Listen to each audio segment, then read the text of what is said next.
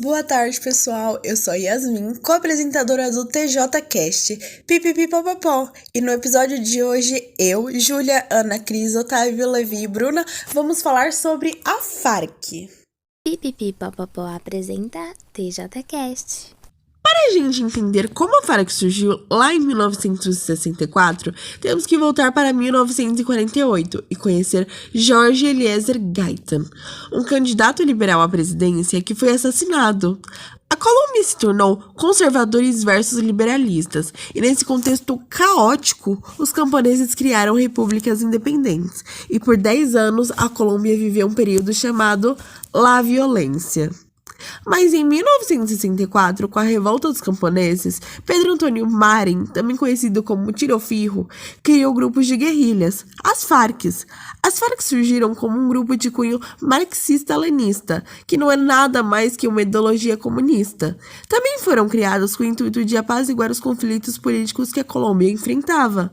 Visto isso, a formação das Farc veio da união entre duas potências políticas da Colômbia, os liberais e os conservadores.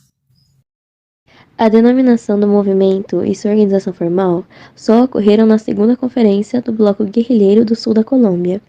Em abril e maio de 1966, seu crescimento foi rápido. Com apenas 350 combatentes no departamento de Tolima, 20 anos depois, em 1995, multiplicaram-se por 10, chegando a 7.000 combatentes. Em 2005, somavam mais de 20 mil integrantes em todo o território nacional, organizadas em 7 blocos, 70 frentes e mais de 15 colunas móveis independentes. Suas receitas econômicas, no início centradas no sequestro de pessoas e nas exigências financeiras aos agentes produtivos, fortaleceram-se com a entrada da organização nos cultivos e no tráfico de drogas ilícitas, como consequência do desaparecimento dos dois mais importantes quartéis do narcotráfico. As entradas anuais eram estimadas em mais de $1 bilhão por volta dos anos 2000. Essa renda é a capacidade de movimentação durante a época da desocupação da zona de Caguán durante o diálogo com o governo de Andrés Pastrana Arango. Explicavam seu poderio militar, constituído por um armamento suficiente e equipes de comunicação, inclusive aéreas, aliadas ao emprego de meios não convencionais em suas ações armadas.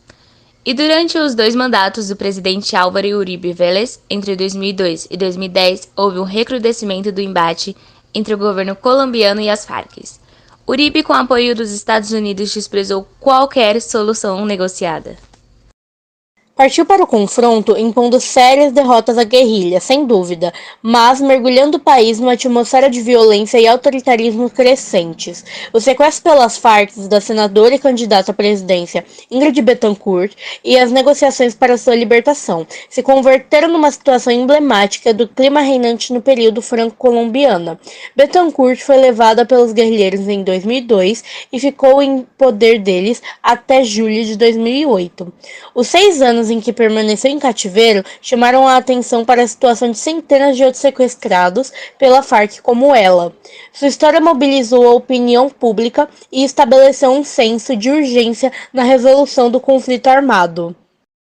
Uribe não teve outras alternativas a não ser aceitar uma solução negociada, mediada junto à Farc e inimigos políticos, o presidente venezuelano na época Hugo Chávez e a senadora Piedade Córdoba. Bittencourt foi liberado em julho de 2008 em meio à troca de acusações entre Uribe e Chávez, que levaram a uma ruptura diplomática entre Colômbia e Venezuela. Em 2010, o presidente eleito Juan Manuel Santos estabeleceu relações com a Venezuela, tentando negociar a paz entre os grupos guerrilheiros. O primeiro encontro formal entre o governo colombiano e as lideranças das Farc foi em Oslo, na Noruega, em 2012, e teve como mediador os representantes do governo de Cuba, Venezuela e do país anfitrião. As partes definiram 5 pontos principais para serem discutidos: a questão trabalhista, a garantia dos direitos civis, a destituição das armas e do conflito armado, o fim do tráfico de drogas e a indenização das vítimas. Em 2014, o presidente Manuel Santos foi reeleito e deu prosseguimento ao processo de paz com a guerrilha. Em dezembro daquele ano, as Farc declararam cessar-fogo unilateral e por tempo indeterminado, visando o fortalecimento das negociações. No entanto, no início de 2015, um ataque a um acampamento militar resultou na morte de 11 soldados e quase colocou por terra mais de 2 anos de negociação. Embora as partes insistissem para as negociações fossem adiante, as Farc aumentaram os ataques e conduziram uma série de atentados contra a infraestrutura do país. Um deles, contra o oleoduto em Tumaco, causou o vazamento de 1,5 milhão de litros de petróleo. O ataque foi classificado como o pior desastre ecológico da década. Não nos orgulhamos do resultado de ações contra a infraestrutura de petróleo, tampouco das mortes de soldados do exército quando elas ocorrem, disse as Farc em comunicado. Embora Santos tenha chamado os membros da guerrilha de cínicos, o diálogo continuou seu curso. Em fevereiro de 2016, houve um novo momento de tensão entre o governo e as Farc.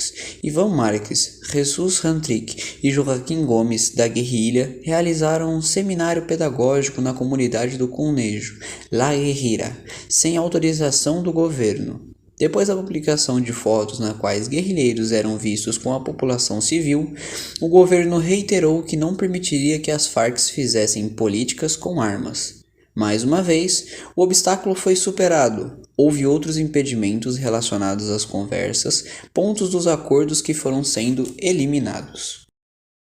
Em alguns casos, os países mediadores, como Noruega e Cuba, desempenharam um papel decisivo, assim como os que acompanhavam as conversas, como a Venezuela, especialmente no início das negociações. Além disso, a presidente Henrique Santos, o irmão do presidente e uma das pessoas que iniciaram as negociações preliminares com a Farc para destravar alguns acordos, foi decisiva. Abre aspas. Antes da crise eu estava lá, solucionando, procurando uma maneira de arejar os diálogos, de não permitir que fossem perdidos. Fecha aspas.